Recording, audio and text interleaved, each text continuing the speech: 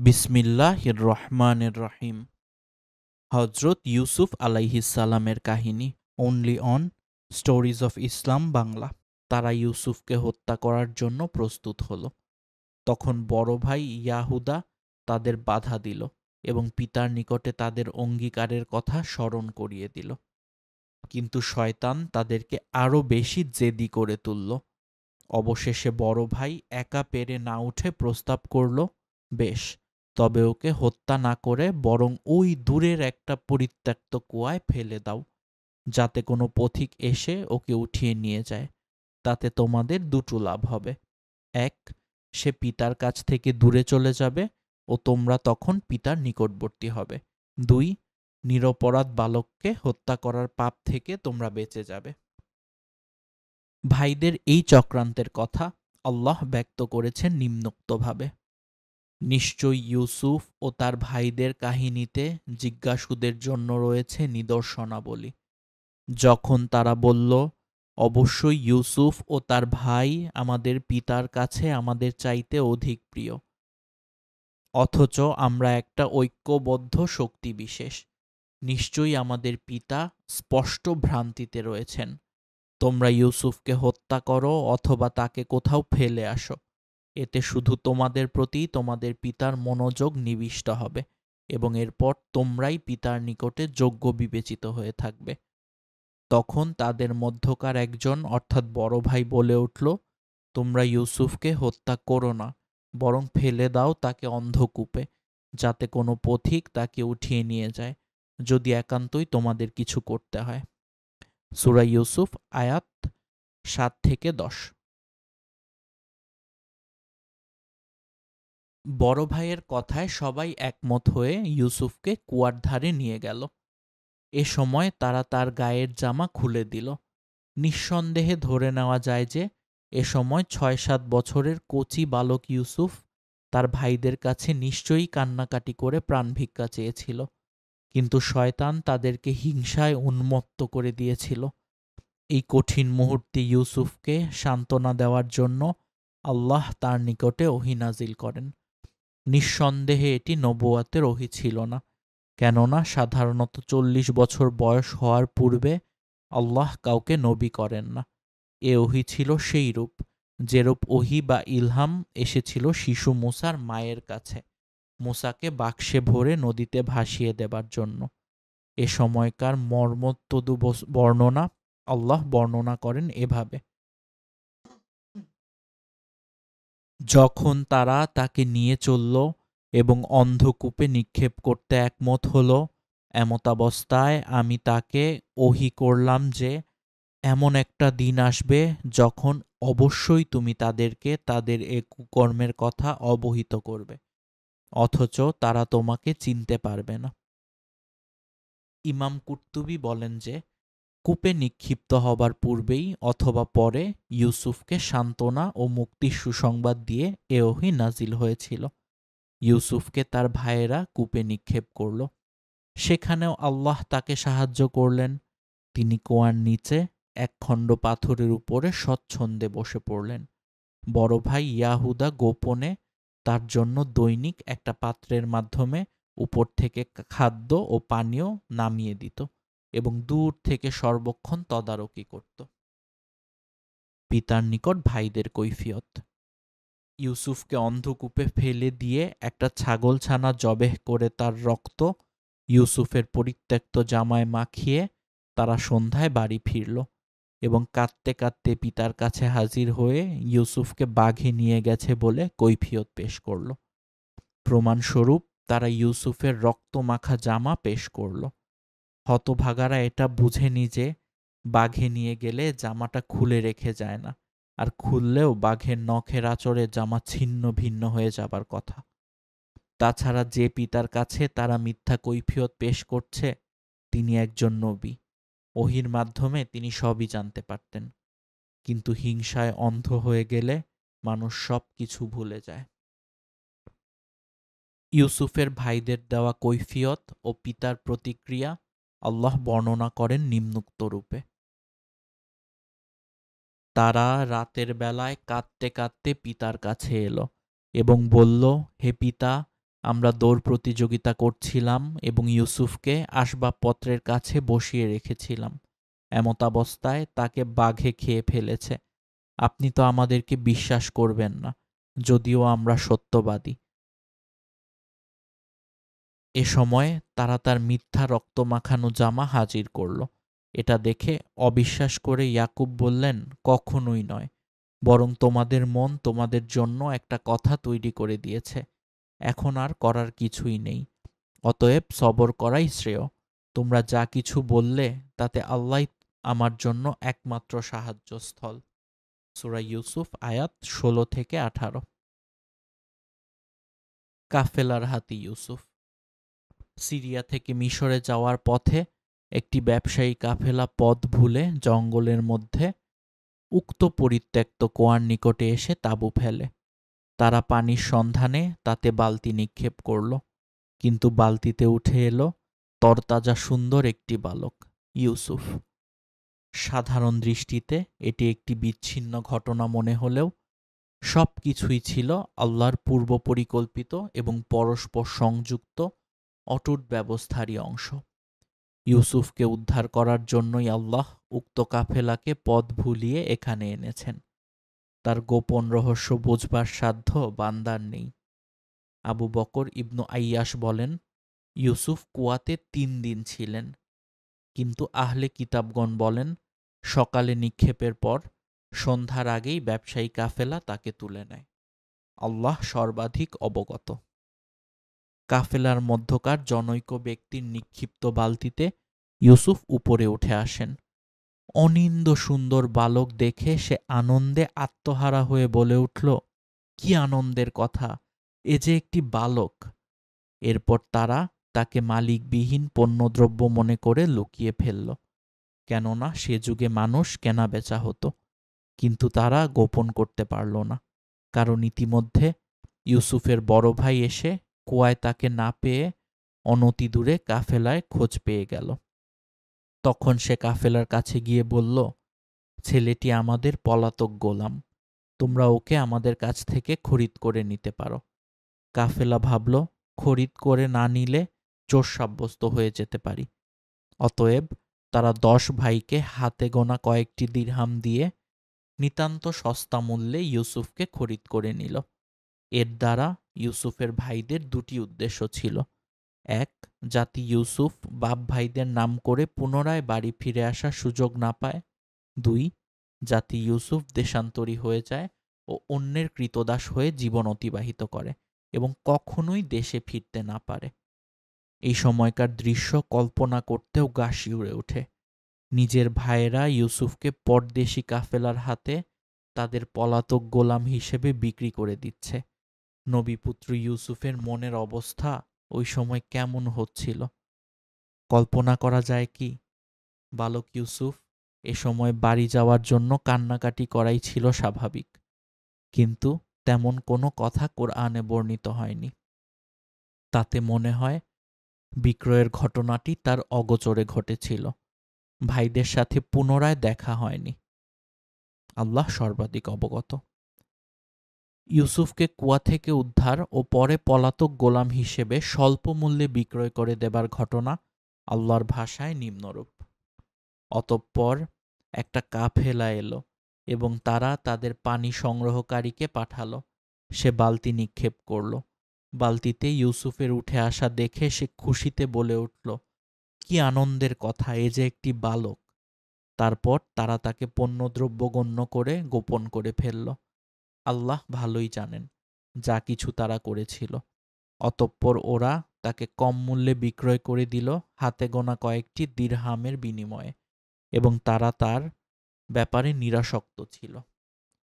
মূলত ইউসুফকে দূরে সরিয়ে দেওয়াই তার ভাইদের উদ্দেশ্য ছিল। ইউসুফ মিশরের অর্থমন্ত্রীর গৃহে। অন্ধকূপ থেকে উদ্ধার পাওয়ার পর ব্যবসায়ী কাফেলা তাকে বিক্রি করার জন্য মিশরের বাজারে উপস্থিত করল। মানুষ কেনাবেচার সেই হাটে এই অনিন্দ সুন্দর বালককে দেখে বড় বড় ধনশালী খরিদ্দাররা রীতিমতো প্রতিযোগিতা শুরু করল, কিন্তু আল্লাহ পাক তাকে মর্যাদার স্থানে সমুন্নত করতে চেয়েছিলেন। তাই সব খরিদ্দারকে ডিঙিয়ে মিশরের তৎকালীন অর্থ ও রাজস্ব মন্ত্রী কিতফির তাকে বহুমূল্য দিয়ে খরিদ করে নিলেন। কিতফির ছিলেন নিঃসন্তান। মিশরের অর্থমন্ত্রীর উপাধি ছিল আজিজ মিসর।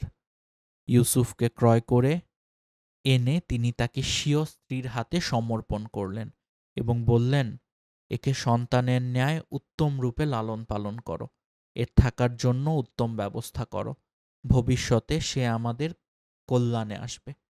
বস্তুত ইউসুফের কমনীয় চেহারা ও নম্রভদ্র ব্যবহারে তাদের মধ্যে সন্তানের মমতা জেগে ওঠে। কিতফির তার দূরদর্শিতার মাধ্যমে ইউসুফের মধ্যে ভবিষ্যতের অশেষ কল্যাণ দেখতে পেয়েছিলেন, আর সেজন্য তাকে সর্বোত্তম যত্ন সহকারে রাখার ব্যবস্থা করেছিলেন। মূলত এসবই ছিল আল্লাহর পূর্ব নির্ধারিত। এ বিষয়ে কোরআনী বক্তব্য নিম্নরূপ: মিশরে যে ব্যক্তি তাকে ক্রয় করল, সে তার স্ত্রীকে বলল, একে সম্মানজনকভাবে থাকার ব্যবস্থা করো, সম্ভবত সে আমাদের কল্যাণে আসবে, অথবা আমরা তাকে পুত্ররূপে গ্রহণ করে নেব। এভাবে আমরা ইউসুফকে সে দেশে প্রতিষ্ঠিত করলাম, এবং এজন্যে যে তাকে আমরা বাক্যাদির পূর্ণ মর্ম অনুধাবনের পদ্ধতি বিষয়ে শিক্ষা দিই। আল্লাহ স্বীয় কর্মে সর্বদা বিজয়ী, কিন্তু অধিকাংশ লোক তা জানে না। সূরা ইউসুফ আয়াত ২১। আবদুল্লাহ ইবনু মাসুদ রাজিয়াল্লাহু বলেন, দুনিয়াতে ৩ ব্যক্তি ছিলেন সর্বাধিক সূক্ষ্ম দৃষ্টিসম্পন্ন। একজন হলেন আজিজে মিসর, যিনি ইউসুফের চেহারা দেখেই তাকে চিনেছিলেন।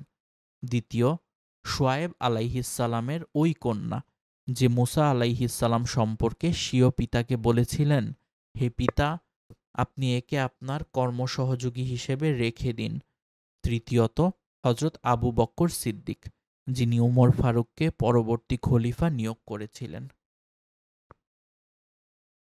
ইউসুফ যৌবনে পদার্পণ করলেন।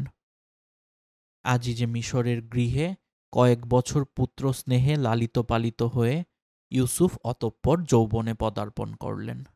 আল্লাহ বলেন, অতঃপর যখন সে পূর্ণ যৌবনে পৌঁছে গেল, তখন আমরা তাকে প্রজ্ঞা ও ব্যুৎপত্তি দান করলাম। আমরা এভাবেই সৎকর্মশীলদের প্রতিদান দিয়ে থাকি।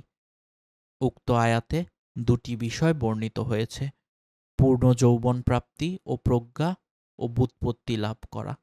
সকলে এ বিষয়ে একমত যে প্রজ্ঞা ও ব্যুৎপত্তি লাভের অর্থ হল নবুয়ত লাভ করা, আর সেটা সাধারণত 40 বছর বয়সে হয়ে থাকে। অন্যদিকে পূর্ণ যৌবন লাভ তার পূর্বেই হয়, যা 20 বছর থেকে 30 বা 33-এর মধ্যে হয়ে থাকে। হযরত ইবনু আব্বাস, মুজাহিদ, কাতাদাহ প্রমুখ বিদ্বান 33 বছর বলেছেন এবং জাহাক 20 বছর বলেছেন। জাহাক সম্ভবত প্রথম যৌবন এবং ইবনু আব্বাস পূর্ণ যৌবনের কথা বলেছেন। এক্ষণে ইউসুফের প্রতি জুলাইখার আসক্তির ঘটনা নবুয়াত লাভের পূর্বের না পরের, এ বিষয়ে বিদ্বানগণ একমত নন। আমাদের প্রবল ধারণা এই যে, যদিও যৌবন ও নবুয়াতের কথা একই আয়াতে বর্ণিত হয়েছে, তথাপি ঘটনা একই সময়ের নয়।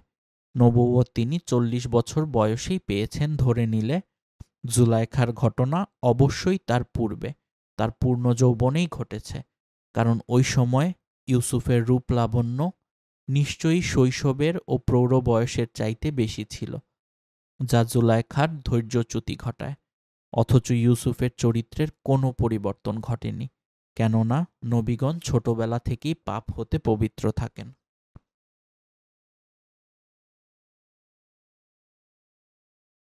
যৌবনের মহাপরীক্ষা ইউসুফ। রূপ লাবণ্যে ভরা ইউসুফের প্রতি মন্ত্রীপত্নী জুলাইখার অন্যায় আকর্ষণ জেগে উঠল। সে ইউসুফকে খারাপ ইঙ্গিত দিতে লাগল। এ বিষয়ে আল্লাহ বলেন, আর সে যে মহিলার বাড়িতে থাকত, ওই মহিলা তাকে ফুসলাতে লাগল এবং একদিন দরজাসমূহ বন্ধ করে দিয়ে বলল, কাছে এসো। ইউসুফ বলল, আল্লাহ আমাকে রক্ষা করুন, তিনি অর্থাৎ আপনার স্বামী আমার মনিব, তিনি আমার উত্তম বসবাসের ব্যবস্থা করেছেন। নিশ্চয়ই সীমালঙ্ঘনকারীগণ সফলকাম হয় না। উক্ত মহিলা তার বিষয়ে কুচিন্তা করেছিল এবং ইউসুফ তার প্রতি অনিচ্ছাকৃত কল্পনা করেছিল, যদি না সে স্বীয় পালনকর্তার প্রমাণ অবলোকন করত, অর্থাৎ আল্লাহ নির্ধারিত উপদেশদাতা নফসে লাওয়ামাহ তথা শানিত বিবেক যদি তাকে কঠোরভাবে বাধা না দিত। এভাবেই এটা এজন্য হয়েছে যাতে আমরা তার থেকে যাবতীয় মন্দ ও নির্লজ্জ বিষয় সরিয়ে দেই। নিশ্চয়ই সে আমাদের মনোনীত বান্দাগণের একজন।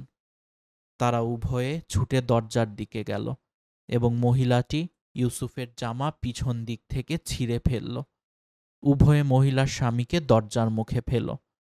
তখন তখন মহিলাটি তাকে বলল, যে ব্যক্তি তোমার স্ত্রীর সাথে অন্যায় বাসনা করে তাকে কারাগারে নিক্ষেপ করা অথবা অন্য কোনো যন্ত্রণাদায়ক শাস্তি দেয়া ব্যতীত আর কি সাজা হতে পারে?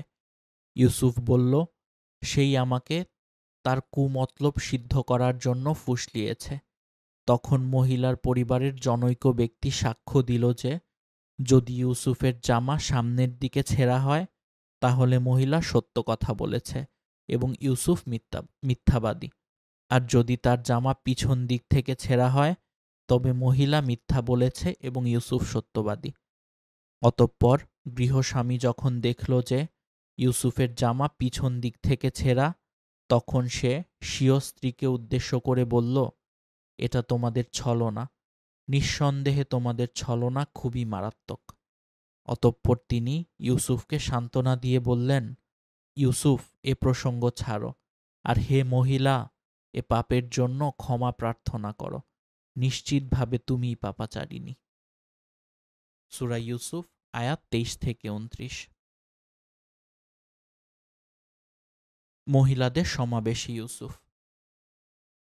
গৃহস্বামী দুজনকে নিরস্ত্র করে ঘটনা চেপে যেতে বললেও ঘটনা চেপে যেতে থাকেনি, বরং নানা ডালপালা গজিয়ে শহরময় রাষ্ট্র হয়ে গেল যে আজিজের স্ত্রী স্বীয় পুত্রসম গোলামের সাথে অন্যায় কর্মে উদ্যোগী হয়েছিলেন।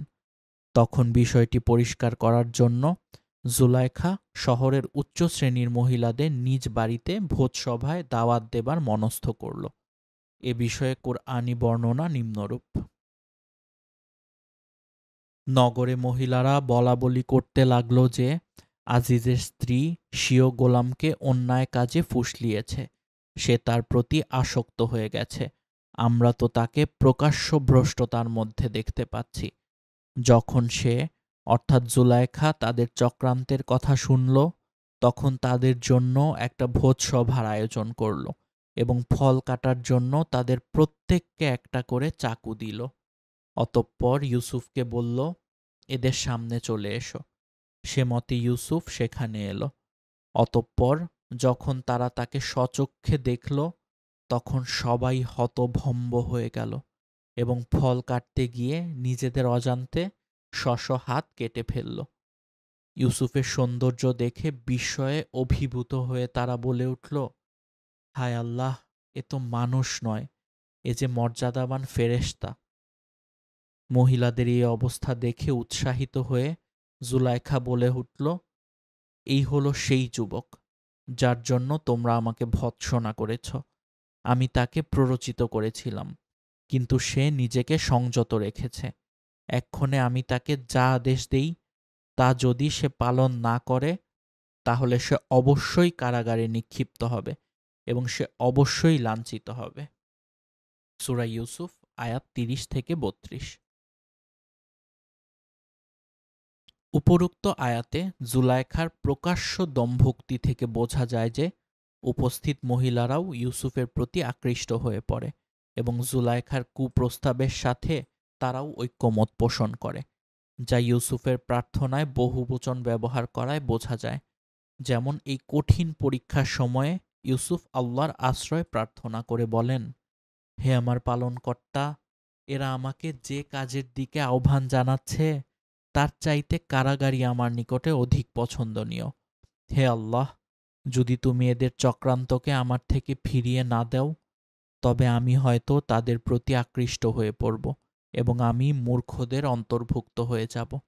অতঃপর তার পালনকর্তা তার প্রার্থনা কবুল করলেন ও তাদের চক্রান্ত প্রতিহত করলেন। নিশ্চয়ই তিনি সর্বশ্রোতা ও সর্বজ্ঞ। সূরা ইউসুফ আয়াত ৩৩-৩৪। শহরের সম্ভ্রান্ত মহিলাদের নিজ বাড়িতে জমা করে তাদের সামনে জুলাইখার নিজের লাম্পট্যকে প্রকাশ্যে বর্ণনার মাধ্যমে একথাও অনুমিত হয় যে সে সময়কার মিশরীয় সমাজে বেহায়াপনা ও ব্যভিচার ব্যাপকতর ছিল। নবীগণ নিষ্পাপ মানুষ ছিলেন। ইউসুফের প্রার্থনায় আমি তাদের প্রতি আকৃষ্ট হয়ে পড়ব কথার মধ্যে এ সত্য ফুটে উঠেছে যে নবীগণ মানুষ ছিলেন এবং মনুষ্যসুলভ স্বাভাবিক প্রবণতা তাদের মধ্যেও ছিল। তবে আল্লাহর বিশেষ অনুগ্রহ ও ব্যবস্থাধীনে তারা যাবতীয় কবিরা গুনাহ হতে মুক্ত থাকেন এবং নিষ্পাপ থাকেন। বেগানা নারী ও পুরুষের মাঝে চৌম্বিক আকর্ষণ এটা আল্লাহ সৃষ্ট প্রবণতা, যা অপরিহার্য। ফেরেশতাদের মধ্যে আল্লাহ এই প্রবণতা ও ক্ষমতা সৃষ্টি করেননি, তাই তারা এসব থেকে স্বাভাবিকভাবেই মুক্ত। রাসূলুল্লাহ সাল্লাল্লাহু আলাইহি ওয়াসাল্লাম হাদিসে কুদসিতে বলেন, আল্লাহ তাআলা স্বীয় ফেরেশতা মণ্ডলীকে বলেন, আমার বান্দা যখন কোনো সৎকর্মের আকাঙ্ক্ষা করে তখন তার ইচ্ছার কারণে তার আমলনামায় একটি নেকি লিখে দাও। যদি সে সৎ কাজটি সম্পন্ন করে তবে 10টি নেকি লিপিবদ্ধ করো। পক্ষান্তরে যদি কোনো পাপ কাজের ইচ্ছা করে অতঃপর আল্লাহর ভয়ে তা পরিত্যাগ করে তবে পাপের পরিবর্তে তার আমলনামায় একটি নেকি লিখে দাও। আর যদি পাপ কাজটি সে করেই ফেলে তবে একটির বদলে একটি গুনাহ লিপিবদ্ধ করো। অতএব ইউসুফের অন্তরে অনিচ্ছাকৃত অপরাধ প্রবণতা সৃষ্টির আশঙ্কাটি কেবল ধারণার পর্যায়ে ছিল, সেটা সগীরা বা কবিরা কোনো রূপ গুনার অন্তর্ভুক্ত ছিল না। নিঃসন্দেহে ইউসুফ ছিলেন নির্দোষ ও নিষ্পাপ এবং পূত চরিত্রের যুবক। ইউসুফের সাক্ষী কে ছিলেন? উপরের আলোচনায় ২৬ নং আয়াতে আল্লাহ বলেছেন, ওই মহিলার পরিবারের জনৈক ব্যক্তি সাক্ষ্য দিল। কিন্তু কে সেই ব্যক্তি সে বিষয়ে কোরআনে কিছু বলা হয়নি। তবে ইবনু জারির, আহমাদ, তাবারানী, হাকেম প্রমুখ হযরত আবদুল্লাহ ইবনু আব্বাস রাযিয়াল্লাহু থেকে একটি হাদিস বর্ণনা করেছেন, যেখানে বলা হয়েছে যে 4টি শিশু দোলনায় থাকতে কথা বলেছিল। তন্মধ্যে ইউসুফের সাক্ষী হিসেবে একটি শিশুর কথা এসেছে। শায়খ আলবানী বলেন হাদিসটি যঈফ। কুরতুবী বলেন উক্ত ব্যক্তি ছিলেন গৃহস্বামী আজিজে মিশরের সাথী, তার একান্ত পরামর্শদাতা, দূরদর্শী জ্ঞানী ব্যক্তি, যিনি জুলাইখার চাচাতো ভাই ছিলেন। তিনি ইউসুফের জামা সম্মুখ থেকে বা পিছন থেকে ছেঁড়া কিনা তা প্রমাণ হিসেবে পেশ করার কথা বলেন। যদি দোলনার শিশু সাক্ষ্য দিত তাহলে সেটা অলৌকিক ঘটনা হতো এবং সেটাই যথেষ্ট হতো, অন্য কোনো প্রমাণের দরকার হতো না। ইউসুফ জেলে গেলেন। শহরের বিশিষ্ট মহিলাদের সমাবেশে জুলাইখা নির্লজ্জভাবে বলেছিল, ইউসুফ হয় আমার ইচ্ছা পূরণ করবে নয় জেলে যাবে।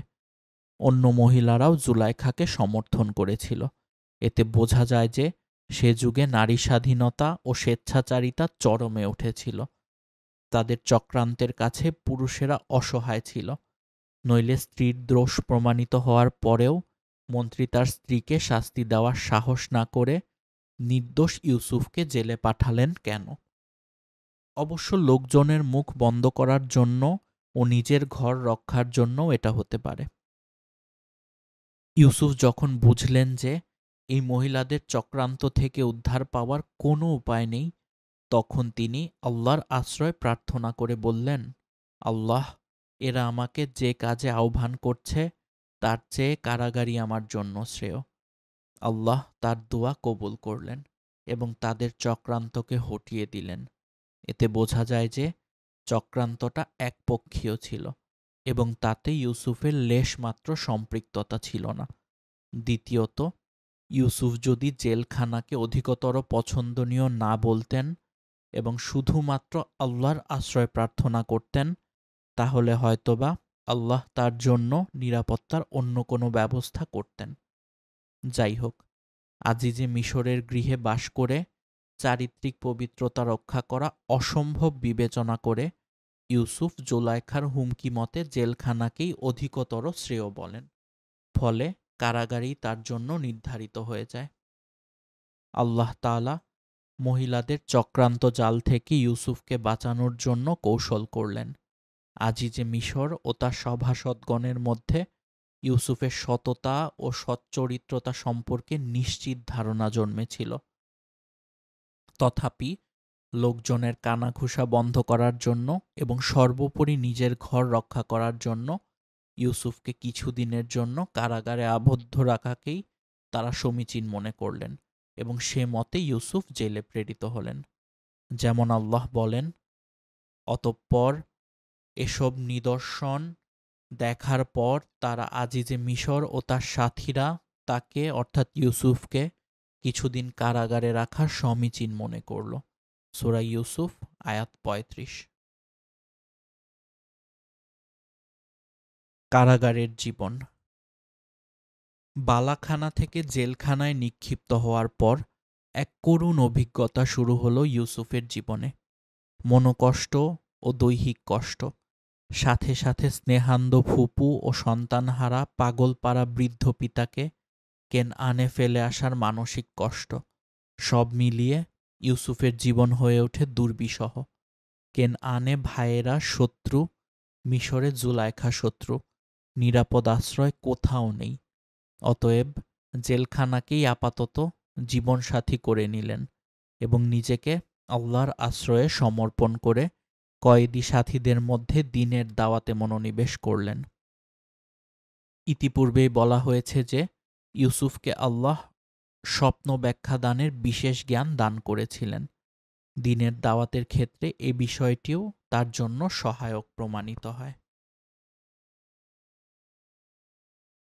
বিসমিল্লাহির রহমানির রহিম। হযরত ইউসুফ আলাইহিসসালামের কাহিনী, only on stories of Islam Bangla.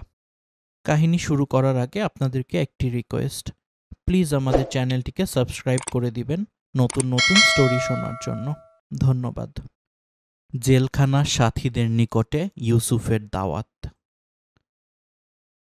Yusuf কারাগারে পৌঁছলে সাথে আরও দুজন অভিযুক্ত যুবক কারাগারে প্রবেশ করে। তাদের একজন বাদশাহকে মদ্যপান করাতো এবং অপরজন বাদশার বাবুর্চি ছিল। ইবনু কাসির তাফসিরবিদগণের বরাত দিয়ে লেখেন যে তারা উভয়ই বাদশার খাদ্যে বিষ মিশানোর দায়ে অভিযুক্ত হয়ে জেলে আসে। তখনও মামলার তদন্ত চলছিল এবং চূড়ান্ত রায় বাকি ছিল। তারা জেলে এসে ইউসুফের সততা, বিশ্বস্ততা, ইবাদতজারি ও স্বপ্ন ব্যাখ্যা দানের ক্ষমতা সম্পর্কে জানতে পারে। তখন তারা তার নৈকট্য লাভে সচেষ্ট হয় এবং তার ঘনিষ্ঠ বন্ধুতে পরিণত হয়। বন্ধুত্বের এই সুযোগকে ইউসুফ তাওহীদের দাওয়াতে কাজে লাগান। তাতে প্রতীতি জন্মে যে সম্ভবত কারাগারেই ইউসুফকে নবুয়ত দান করা হয়। ইউসুফের কারাসঙ্গীদ্বয় এবং তাদের নিকটে প্রদত্ত দাওয়াতের বিবরণ আল্লাহ দিয়েছেন নিম্নোক্তভাবে। ইউসুফের সাথে কারাগারে দুজন যুবক প্রবেশ করল। তাদের একজন বলল, আমি স্বপ্নে দেখলাম যে আমি মদ নিংড়াচ্ছি। অপরজন বলল, আমি দেখলাম যে আমি মাথায় করে রুটি বহন করছি আর তা থেকে পাখি খেয়ে নিচ্ছে। আমাদের এ স্বপ্নের ব্যাখ্যা বলে দিন, কেননা আমরা আপনাকে সৎ কর্মশীলগণের অন্তর্ভুক্ত দেখতে পাচ্ছি। ইউসুফ বলল, তোমাদেরকে প্রত্যহ যে খাদ্য দান করা হয় তা তোমাদের কাছে আসার আগেই আমি তার ব্যাখ্যা বলে দিতে পারি। এ জ্ঞান আমার পালনকর্তা আমাকে দান করেছেন। আমি ওইসব লোকদের ধর্ম ত্যাগ করেছি যারা আল্লাহর প্রতি বিশ্বাস পোষণ করে না এবং আখিরাতকে অস্বীকার করে। আমি আমার পিতৃপুরুষ ইব্রাহিম, ইসহাক ও ইয়াকুবের ধর্ম অনুসরণ করি। আমাদের জন্য শোভা পায় না যে কোনো বস্তুকে আল্লাহর অংশীদার করি। এটা আমাদের প্রতি এবং অন্য সব লোকদের প্রতি আল্লাহর বিশেষ অনুগ্রহ, কিন্তু অধিকাংশ লোক কৃতজ্ঞতা স্বীকার করে না। সূরা ইউসুফ আয়াত 36-38। অতঃপর তিনি সাথীদের প্রতি তাওহীদের দাওয়াত দিয়ে বলেন, হে কারাগারের সাথীদ্বয়, পৃথক পৃথক অনেক উপাস্য ভালো, না পরাক্রমশালী এক আল্লাহ ভালো। তোমরা আল্লাহকে ছেড়ে নিছক কতগুলো নামের পূজা করে থাকো, যেগুলো তোমরা এবং তোমাদের বাপদাদারা সাব্যস্ত করে নিয়েছ। এদের পক্ষে আল্লাহ কোনো প্রমাণ অবতীর্ণ করেননি। আল্লাহ ব্যতীত কারো বিধান দেবার ক্ষমতা নেই। তিনি আদেশ দিয়েছেন যে তাকে ব্যতীত তোমরা অন্য কারো ইবাদত করো না। এটাই সরল পথ, কিন্তু অধিকাংশ লোক তা জানে না। সূরা ইউসুফ আয়াত 39-40। এভাবে তাওহীদের দাওয়াত দেওয়ার পর তিনি স্বীয় কারাসাথীদ্বয়ের প্রশ্নের জবাব দিতে শুরু করলেন। হে কারাগারের সাথীদ্বয়, তোমাদের একজন তার মনিবকে মদ্যপান করাবে এবং দ্বিতীয়জন তাকে শুলে চড়ানো হবে। অতঃপর তার মস্তক থেকে পাখি ঘিলু খেয়ে নিবে। তোমরা যে বিষয়ে জানতে আগ্রহী তার সিদ্ধান্ত হয়ে গেছে। অতঃপর যে ব্যক্তি সম্পর্কে অর্থাৎ স্বপ্নের ব্যাখ্যা অনুযায়ী ধারণা ছিল এই যে সে মুক্তি পাবে, তাকে ইউসুফ বলে দিল যে তুমি তোমার মনিবের কাছে অর্থাৎ বাদশার কাছে আমার বিষয়ে আলোচনা করবে, যাতে আমাকে মুক্তি দেয়। কিন্তু শয়তান তাকে তার মনিবের কাছে বলার বিষয়টি ভুলিয়ে দেয়, ফলে তাকে কয়েক বছর কারাগারে থাকতে হলো। সূরা ইউসুফ আয়াত 41-42। ইউসুফের দাওয়াতে শিক্ষণীয় বিষয়সমূহ। ১. দাওয়াত দেওয়ার সময় নিজের পরিচয় স্পষ্টভাবে তুলে ধরা আবশ্যক, যাতে শ্রোতার মনে কোনোরূপ দ্বৈত চিন্তা ঘর না করে। ইউসুফ তার দাওয়াতের শুরুতেই বলে দিয়েছেন যে আমি ওই সব লোকের ধর্ম পরিত্যাগ করেছি যারা আল্লাহর প্রতি বিশ্বাস পোষণ করে না এবং আখেরাতে জবাবদিহিতায় বিশ্বাস করে না। সূরা ইউসুফ আয়াত 37। ২. দাওয়াত দেওয়ার সময় নিজের অভিজাত বংশর পরিচয় তুলে ধরা মোটেই অসমীচীন নয়। এতে শ্রোতার মনে দাওয়াতের প্রভাব দ্রুত বিস্তার লাভ করে। ইউসুফ আলাইহিসসালাম সে কারণে নিজের নবী বংশের পরিচয় শুরুতেই তুলে ধরেছেন। সূরা ইউসুফ আয়াত 38। ৩. শ্রোতার সম্মুখে অনেক সময় নিজের কোনো বাস্তব কৃতিত্ব তুলে ধরাও আবশ্যক হয়। যেমন ইউসুফ আলাইহিসসালাম স্বপ্নের ব্যাখ্যা দেওয়ার আগে নিজের আরেকটি মুজেজার কথা বর্ণনা করেন যে কয়েদিদের খানা আসার আগেই আমি তার প্রকার, গুণাগুণ ও পরিমাণ ও আসার সঠিক সময় বলে দিতে পারি। সূরা ইউসুফ আয়াত 37। ৪. নিজেকে কোনোরূপ অলৌকিক ক্ষমতার অধিকারী কিংবা ভবিষ্যৎ বক্তা বলে পেশ করা যাবে না। সে কারণে ইউসুফ সাথে সাথে বলে দিয়েছিলেন যে এ জ্ঞান আমার পালনকর্তা আমাকে দান করেছেন। ৫. প্রশ্নের জবাব দানের পূর্বে প্রশ্নকারীর মন মানসিকতাকে আল্লাহমুখী করে নেওয়া আবশ্যক। সে কারণে ইউসুফ তার মুশরিক কারাসঙ্গীদের জবাব দানের পূর্বে তাদেরকে তাওহীদের দাওয়াত দিয়েছেন। ৬. প্রশ্নোত্তরের মাধ্যমে শ্রোতার মস্তিষ্ক যাচাই করে দাওয়াত দেওয়া একটি উত্তম পদ্ধতি। সেজন্য ইউসুফ আলাইহিসসালাম তার কারাসঙ্গীদের জিজ্ঞেস করলেন, পৃথক পৃথক অনেক উপাস্য ভালো, না পরাক্রমশালী একক উপাস্য ভালো? ৭. শিরকের অসারতা হাতে নাতে ধরিয়ে দিয়ে মুশরিককে প্রথমেই লাজবাব করে দেওয়া আবশ্যক। সে কারণে ইউসুফ আলাইহিসসালাম বললেন, তোমরা আল্লাহকে ছেড়ে নিছক কিছু নামের পূজা করো মাত্র। এদের পূজা করার জন্য আল্লাহ কোনো আদেশ প্রেরণ করেননি। ৮. তাওহীদের মূল কথা সংক্ষেপে বা এক কথায় পেশ করা আবশ্যক, যাতে শ্রোতার মগজ সহজে সেটা ধারণ করতে পারে। সেজন্য ইউসুফ আলাইহিসসালাম সোজাসুজি এক কথায় বলে দিলেন, আল্লাহ ছাড়া কারো কোনো বিধান নেই এবং এটাই সরল পথ। ৯. বিপদ হতে মুক্তি কামনা করা এবং সেজন্য চেষ্টা করা আল্লাহর উপরে তাওয়াক্কুলের পরিপন্থী নয়। সেজন্য ইউসুফ আলাইহিসসালাম কারাগার থেকে মুক্তি চেয়েছেন এবং নিরপরাধ হওয়া সত্ত্বেও তাকে যে কারাগারে দুর্বিষহ জীবনযাপন করতে হচ্ছে সে বিষয়টি বাদশার কানে তুলে ধরার জন্য মুক্তিকামী কারাসাথীকে বলে দিলেন। ১০. বান্দা চেষ্টা করার মালিক। কিন্তু অবশেষে তাকদীর জয়লাভ করে। সে কারণে ইউসুফের মুক্তিপ্রাপ্ত কয়েদি বন্ধু বাদশার কাছে তার কথা বলতে ভুলে গেল এবং কয়েক বছর তাকে কয়েদখানায় থাকতে হলো। কোরআনে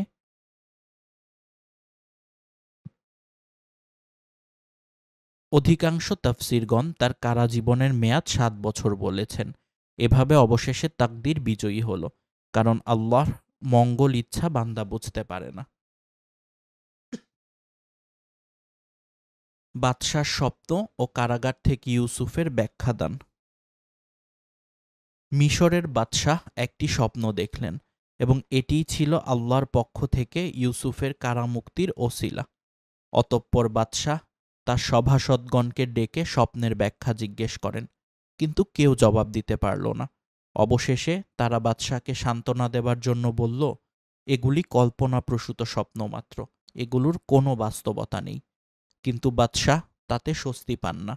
এমন সময় কারামুক্ত সেই খাদেম বাদশার কাছে তার কারাবন্দী সঙ্গী ও বন্ধু ইউসুফের কথা বলল। তখন বাদশাহ ইউসুফের কাছে স্বপ্ন ব্যাখ্যা জানার জন্য উক্ত খাদেমকে কারাগারে পাঠালেন। সে স্বপ্ন ব্যাখ্যা শুনে এসে বাদশাহকে সব বৃত্তান্ত বলল। উক্ত বিষয়ে কুরআনী বর্ণনা নিম্নরূপ।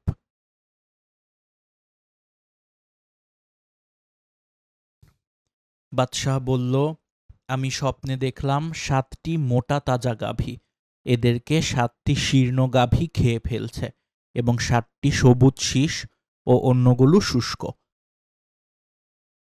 হে সভাসদবর্গ, তোমরা আমাকে আমার স্বপ্নের ব্যাখ্যা বলে দাও, যদি তোমরা স্বপ্ন ব্যাখ্যায় পারদর্শী হয়ে থাকো। তারা বলল, এটি কল্পনাপ্রসূত স্বপ্ন মাত্র, এরূপ স্বপ্নের ব্যাখ্যা আমাদের জানা নেই। সূরা ইউসুফ আয়াত 43-44। তখন দুজন কারাবন্দীর মধ্যে যে ব্যক্তি মুক্তি পেয়েছিল, দীর্ঘকাল পরে তার ইউসুফের কথা স্মরণ হল এবং বলল, আমি আপনাদেরকে এ স্বপ্নের ব্যাখ্যা বলে দেব, আপনারা আমাকে জেলখানায় পাঠিয়ে দিন।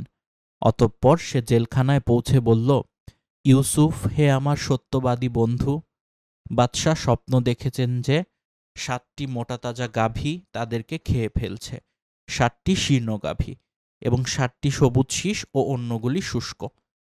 আপনি আমাদেরকে এ স্বপ্নের ব্যাখ্যা বলে দিন, যাতে আমি তাদের কাছে ফিরে গিয়ে তা জানাতে পারি। জবাবে ইউসুফ বলল, তোমরা 7 বছর উত্তম রূপে চাষাবাদ করবে। অতঃপর যখন ফসল কাটবে, তখন খোরাকি বাদে বাকি ফসল শীষ সমেত রেখে দিবে। এরপর আসবে দুর্ভিক্ষের 7 বছর। তখন তোমরা খাবে ইতিপূর্বে যা রেখে দিয়েছিলে, তবে কিছু পরিমাণ ব্যতীত, যা তোমরা বীজ বা সঞ্চয় হিসেবে তুলে রাখবে। এরপর আসবে 1 বছর, যাতে লোকদের উপরে বৃষ্টি বর্ষিত হবে এবং তখন তারা আঙুরের রস নিংড়াবে, অর্থাৎ উদ্বৃত্ত ফসল হবে। ওই খাদেমটি ফিরে এসে স্বপ্ন ব্যাখ্যা করলে বাদশাহ তাকে বললেন, তুমি পুনরায় কারাগারে ফিরে যাও এবং তাকে অর্থাৎ ইউসুফকে আমার কাছে নিয়ে এসো। অতঃপর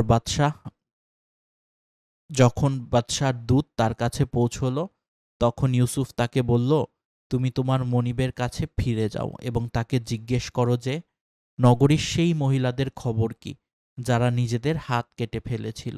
আমার পালনকর্তা তো তাদের ছলনা সবই জানেন। সূরা ইউসুফ আয়াত 50। বাদশার দূতকে ফেরত দানের শিক্ষণীয় বিষয়সমূহ।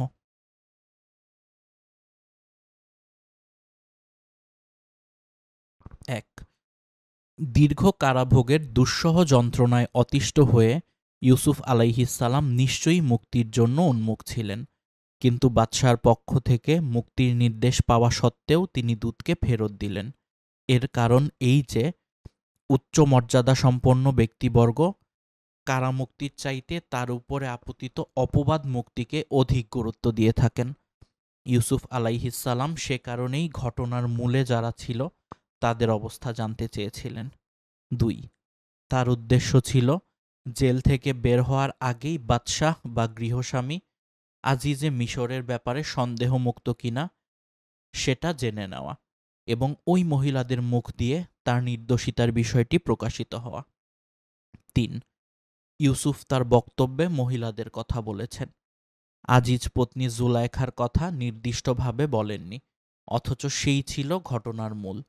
এটার কারণ ছিল এই যে ওই মহিলাগণ সবাই জুলাইখার কুপ্রস্তাবের সমর্থক হওয়ায় তারা সবাই এক পর্যায়ে চলে এসেছিল।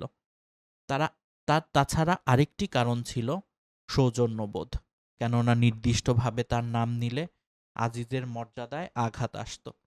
এতদতীত আজিজ ছিলেন ইউসুফের আশ্রয়দাতা ও লালন পালনকারী।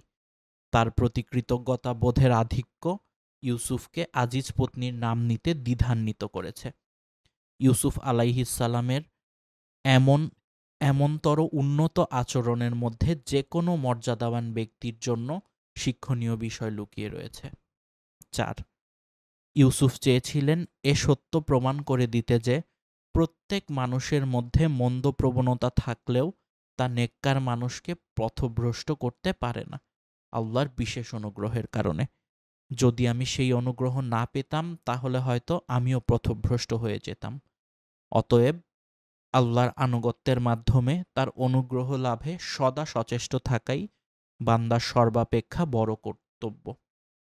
বস্তুত এইরূপ পবিত্র হৃদয়কে কোরআনে নফসে মুতমাইন্নাহ বা প্রশান্ত হৃদয় বলা হয়েছে, যা অর্জন করার জন্য সকলকেই সচেষ্ট হওয়া উচিত। নবীগণ সবাই ছিলেন উক্ত প্রশান্ত হৃদয়ের অধিকারী।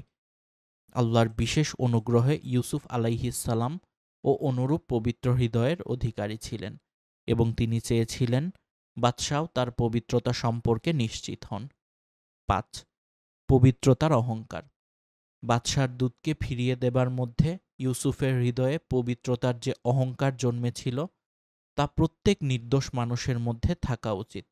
ইউসুফের এই সাহসী আচরণে অভিভূত হয়ে শেষ নবী মুহাম্মদ সাল্লাল্লাহু আলাইহি ওয়াসাল্লাম বলেন, নিশ্চয়ই সম্ভ্রান্ত ব্যক্তির পুত্র সম্ভ্রান্ত, তার পুত্র সম্ভ্রান্ত, তার পুত্র সম্ভ্রান্ত। তারা হলেন ইব্রাহিমের পুত্র ইসহাক, তার পুত্র ইয়াকুব ও তার পুত্র ইউসুফ। যদি আমি অতদিন কারাগারে থাকতাম যতদিন তিনি ছিলেন, তাহলে বাদশার দূত প্রথমবার আসার সাথে সাথে আমি তার প্রস্তাব কবুল করতাম। এ কথা বলার পর রাসূলুল্লাহ সাল্লাল্লাহু আলাইহি ওয়াসাল্লাম সূরা ইউসুফ 50 আয়াতটি পাঠ করেন। বাদশার দরবার ইউসুফ আলাইহিসসালাম। কারাগার থেকে পাঠানো ইউসুফের দাবি অনুযায়ী মহিলাদের কাছে বাদশা ঘটনার তদন্ত করলেন। আল্লাহ বলেন, বাদশাহ মহিলাদের ডেকে বলল, তোমাদের খবর কি যখন তোমরা ইউসুফকে কুকর্মে ফুসলিয়েছিলে? তারা বলল, আল্লাহ পবিত্র, আমরা তার অর্থাৎ ইউসুফ সম্পর্কে মন্দ কিছুই জানি না। আজিজ পত্নী বলল, এখন সত্য প্রকাশিত হলো, আমিই তাকে ফুসলিয়েছিলাম এবং সে ছিল সত্যবাদী। সূরা ইউসুফ আয়াত 51। ইতিপূর্বে একবার শহরের মহিলাদের সম্মুখে জুলাইখা উক্ত স্বীকৃতি দিয়ে বলেছিল, আমি তাকে ফুসলিয়েছিলাম, কিন্তু সে নিজেকে সংযত রেখেছিল।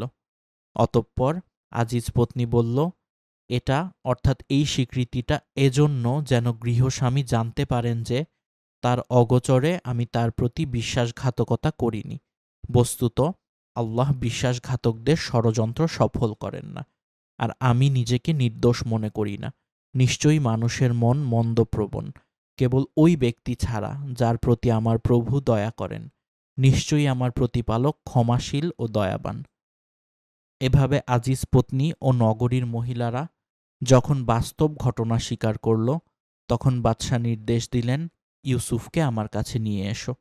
কোরআনের ভাষায়, বাদশাহ বলল, তাকে তোমরা আমার কাছে নিয়ে এসো, আমি তাকে আমার নিজের জন্য একান্ত সহচর করে নেব।